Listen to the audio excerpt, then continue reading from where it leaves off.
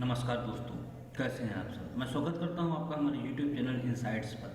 मैंने पहले लेक्चर में आपको बताया था कि आरबीआई क्या है, आरबीआई की स्थापना कहां से शुरू होती है और आरबीआई में कितने लोग होते हैं। जैसे ये देखिए, ये सब चीज़ें पहले लेक्चर में क्लियर हो चुकी हैं। अगर आपने नहीं देखा है तो मेक श्योर आप उस लेक्चर को देख लीजिए।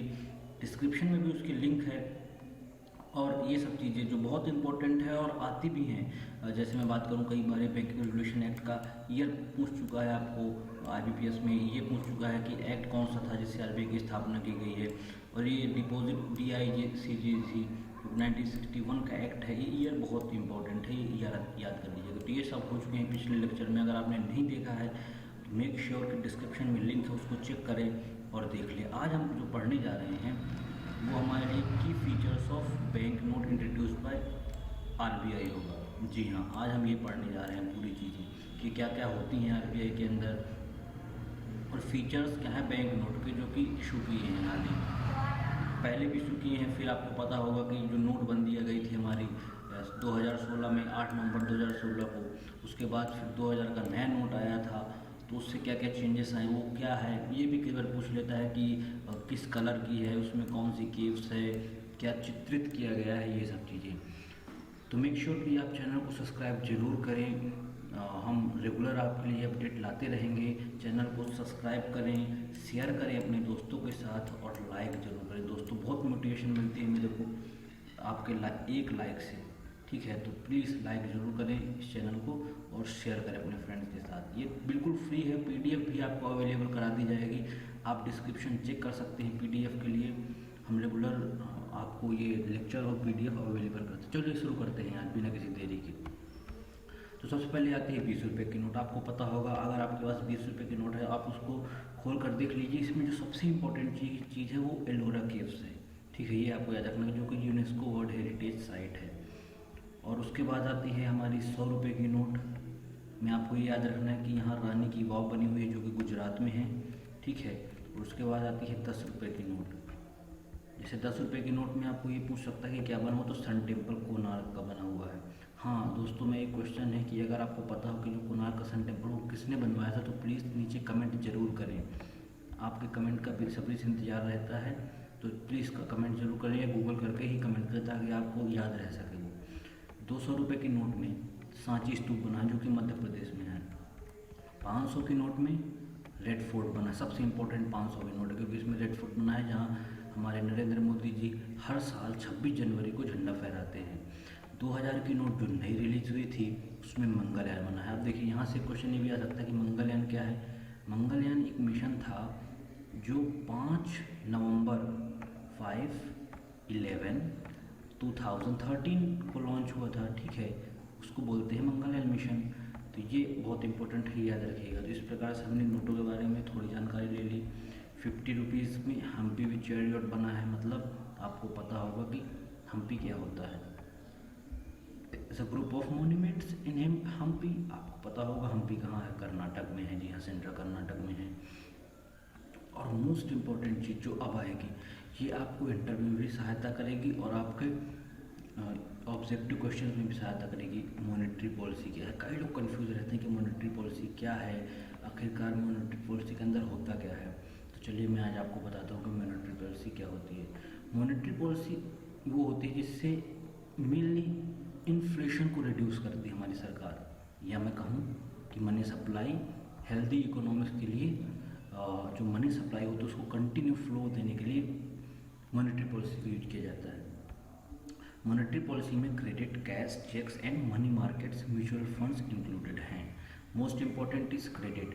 सबसे पहले ऑब्जेक्टिव अपन पढ़ते हैं। ऑब्जेक्टिव क्या होता है, कई बार पूछ लेता है कि मॉनेटरी पॉलिसी कमेटीज़ क्या होती है, उसके बारे में आगे ध्यान देंगे। ठीक है, इन्फ्लेशन। देखिए, इन्फ्लेशन को दूर करने के दो तरीके हैं। एक तो सेंट्रल बैंक करती है, एक हमारी इंडिया करती है। जो सेंट्रल बैंक करती है उसको बोलते हैं मॉनेटरी पॉलिसी, जो इंडिया करती है उसको बोलते हैं फिजिकल पॉलिसी। क्या बोलते हैं, फिजिकल पॉलिसी। एक बार आप इसको कमेंट कर दीजिएगा जिससे आपको ये याद रह सके ज़्यादा समय के लिए। ठीक है, उसको बोलते हैं फिजिकल पॉलिसी। और उसके बाद अपन जो नेक्स्ट स्टेप होता है जो अपना, उसमें अपन आते हैं कि इंस्ट्रूमेंट क्या है मॉनेटरी पॉलिसी की। यार, हर चीज़ को लागू करने के पीछे एक ना एक फीचर रहना चाहिए अपना। तो इसमें अपन बात करते हैं कि इंस्ट्रूमेंट क्या है मॉनेटरी पॉलिसी के। मॉनेटरी पॉलिसी का जो दो टाइप के इंस्ट्रूमेंट होते हैं, एक होता है क्वांटिटेटिव, एक होता है क्वालिटेटिव। अगर आपने हाल ही में देखा होगा शक्तिकांत दास जी को, जो गवर्नर हैं, उन्होंने कई बार repo rate, reverse repo rate का जिक्र किया और वे यहीं से आता है, मॉनेटरी पॉलिसी कमेटी में डिसीजन लिया जाता है। ठीक है, open market operation quantitative measures के अंदर आता है, जिसमें होता ये है, मैं आपको इन शॉर्ट्स में ये बस समझा देता हूँ कि सपोज इकोनॉमी में इन्फ्लेशन है, इन्फ्लेशन मतलब पैसा बहुत ज़्यादा है, तो अब क्या करना पड़ेगा, सरकार को पैसा कम करना पड़ेगा। तो आरबीआई क्या करती है, जो गवर्नमेंट सिक्योरिटीज़ होती है, जीसेक जिसे बोलते हैं, वो मार्केट में भेज देती है। ठीक है, और जब वो मार्केट में भेज देती है गवर्नमेंट सिक्योरिटीज़, तो ये जो हमारा पूरे इकोनॉमी है, यहाँ बहुत सारे पैसा है। ठीक है, ये पैसा है, मान लीजिए ये भी पैसा है, जब गवर्नमेंट सिक्योरिटीज़ जाती है इधर, तो ये जो पैसा है वो पूरा ऐसे बाहर आ जाता है, जिससे यहाँ पैसे कम हो जाते हैं और इन्फ्लेशन हमारा कंट्रोल में आ जाता है। ठीक है, तो इसलिए मॉनेटरी पॉलिसी में ओपन मार्केट ऑपरेशन को मेनली फॉलो किया जाता है। उसके बाद कैश रिजर्व रेशियो क्या होता है। सपोज आरबीआई ने किसी भी बैंक को लोन दिया, 100 रुपये लोन दिए। ठीक है, मान लीजिए कोई बैंक है, इसको 100 रुपये लोन दिए। अब अगर कैश रिजर्व रेशियो 4% है, जो अभी फ़िलहाल में है 4% है, तो ये मान लीजिए कि ये जो बैंक है, ये 4% तो अपनी इमरजेंसी के लिए रखेगी, फिर बचे 96%। तो अगर आप लोन लेने जाएंगे बैंक से, तो 96% में से आपको ही वो लोन दे सकती है। तो कैश रिजर्व रेशियो वो होता है जो कि आरबीआई के साथ मेंटेन करना पड़ता है, मतलब रखना ही पड़ता है, इट इज़ मैंडेटरी। क्यों ऐसा होता है, ताकि इन्फ्लेशन कंट्रोल कर सके। फिर स्टेटरी लिक्विडिटी रेशियो होता है, जिसमें लिक्विडिटी क्या होती है पहले ये जान लीजिए आप। लिक्विडिटी वो चीज़ होती है जिससे हम तुरंत किसी भी चीज़ को पैसे में बदल सकते हैं, उसको मोस्ट लिक्विड चीज़ बोला जाता है। जैसे gold, cash, other approved securities के फॉर्म में भी कुछ पैसा मेंटेन कैश रिजर्व रेशियो की तरह ही करना पड़ता है, जिसे SLR बोला जाता है। ये अमूमन तौर पर 18% होता है, जैसे इस अभी है। और अब ये आप PDF से पढ़ लीजिएगा क्या दिया, मैं आपको डेफिनेशन बताए दे रहा हूँ। ठीक है, लिक्विडिटी एडजस्टमेंट फैसिलिटी। अब देखिए इसमें आते हैं मेनली, इसको आपको डेफिनेशन नहीं पढ़ना है इसकी, रेपो रेट और रिवर्स रेपो रेट बहुत ही इंपॉर्टेंट है, बहुत बार पेपर में आ चुका है ये रेपो, रिवर्स रेपो, कितने रेट होते हैं, इसको बढ़ाया जाए तो इन्फ्लेशन का क्या होगा, ये सब मैं आपको बताऊँगा। तो रेपो रेट वो होता है जिसमें आरबीआई बैंकों को लोन देती है। ठीक है, आरबीआई ने लोन दिया बैंक को, तो उसको रेपो रेट बोल दिए। अब बैंक क्या करती है, कुछ पैसा आरबीआई के पास रखती है जिससे वो इंटरेस्ट ले सके, और उसको रिवर्स रेपो रेट बोला जाता है। जिस रेट पे वो रखती है बैंक, उसको रिवर्स रेपो रेट बोलते हैं। ठीक है, ये बहुत इंपॉर्टेंट चीज़ें हैं।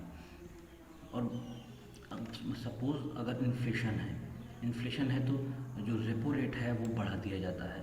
कहने का मतलब ये है कि रेपो रेट बढ़ा देंगे तो क्या होगा, आरबीआई ने पैसा दिया इसको, इन्फ्लेशन मतलब बहुत मनी थी इसके यहाँ, जब रेट बढ़ गए तो इसको बहुत ज़्यादा पैसा पे करना पड़ेगा आरबीआई को, तो इसी तरह से इन्फ्लेशन कंट्रोल आ जाएगा। रिवर्स रेपो रेट भी बढ़ाया जाता है, ये बहुत ही इंटरेस्टिंग चीज़ है कि इन्फ्लेशन के समय रिवर्स रेपो रेट भी बढ़ाया जाता है। ऐसा इसलिए ताकि लोग या बैंक ये चाहे कि मैं ज़्यादा से ज़्यादा पैसा रखूँ और मार्केट में मनी की सप्लाई कम हो सके, जिससे इन्फ्लेशन कंट्रोल में आ जाती है।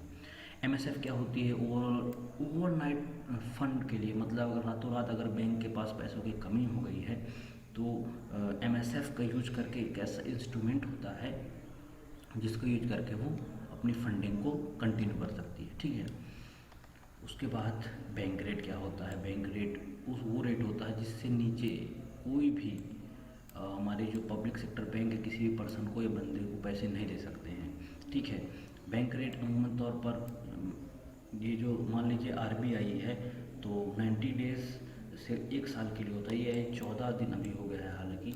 ठीक है, 1 साल के लिए होता है इसमें जो देते हैं, ये रेपो रेट की तरह होता है लेकिन लॉन्ग टर्म के लिए होता है। ये बहुत इंपॉर्टेंट चीज़ है। कई बार आपने सुना होगा कि बेसिस पॉइंट क्या होता है, BPS। मान लीजिए अगर 100 बेसिस पॉइंट है तो 1% से ऊपर या नीचे हुआ वो चीज़, है ना, 100 बेसिस पॉइंट से कोई चीज़ बढ़ी मतलब 1% से बढ़ गई, पहले 4% थी तो अब 5% हो गई, ऐसा होता है। ये तो ओल्ड डाटा है, आप अभी आरबीआई की वेबसाइट से देखकर यहाँ लिख लीजिएगा। मैं अभी रेपो रेट बताऊँ तो 4% है, रिवर्स रेपो रेट 3.3% है ना, 3.35% है, और CRR कैश रिजर्व रेशियो 4% है, SLR 18% है, MSF और बैंक रेट 4.25% है, जहाँ तक मेरी नॉलेज। आप एक बार क्रॉस चेक कर लीजिएगा, ठीक है। और जो क्वालिटेटिव मेजर्स, इससे कोई खास क्वेश्चन आते नहीं हैं, लेकिन आप इसको बस अपनी नॉलेज के लिए पढ़ लीजिएगा कि डायरेक्ट इलेक्शन क्या होता है। जी हाँ, ये बहुत इंपॉर्टेंट है। MCLR, इसको भी आप ध्यान से पढ़िएगा कि MCLR से बहुत सारे क्वेश्चन आते हैं, क्योंकि ये नया 2016 में इंट्रोड्यूस हुआ था। जैसे पहले बेस रेट था जिसके नीचे कोई भी बैंक किसी बंदे को पैसे नहीं दे सकती है, लेकिन इसको बदल करके फिर मिनिमम इंटरेस्ट रेट रूप में MCLR को रख दिया गया। कब बदला गया था? अप्रैल 2016 में, जैसे कि मैंने आपको बताया। 2010 में बेस रेट आया है, फिर 2016 में हटा के उसको MCLR कर दिया गया है। अब जो मोस्ट इम्पॉर्टेंट पूरी इकोनॉमी में है किसी भी बैंकिंग एस्पिरेंट के लिए, वो है मॉनेटरी पॉलिसी कमेटी। एक गवर्नर होता है, 4 डिप्टी गवर्नर होते हैं RBI में, तो पता होगा आपको। लेकिन जो मॉनेटरी पॉलिसी कमेटी होती है उसमें कुल 6 मेंबर्स होते हैं।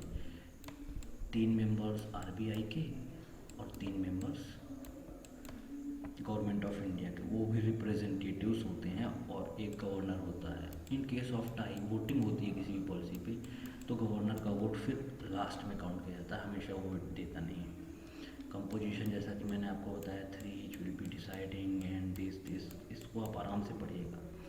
अगले दिन हम क्या करेंगे, बैंकिंग सेक्टर के बारे में पढ़ेंगे, जो बहुत इंपॉर्टेंट चीज़ है। कई लोग कंफ्यूज रहते हैं कि पब्लिक सेक्टर बैंकिंग क्या है, प्राइवेट सेक्टर बैंकिंग क्या है। अब यहाँ शेड्यूल नॉन शेड्यूल आ गए, तो इसके बारे में हम अगले लेक्चर में पढ़ेंगे।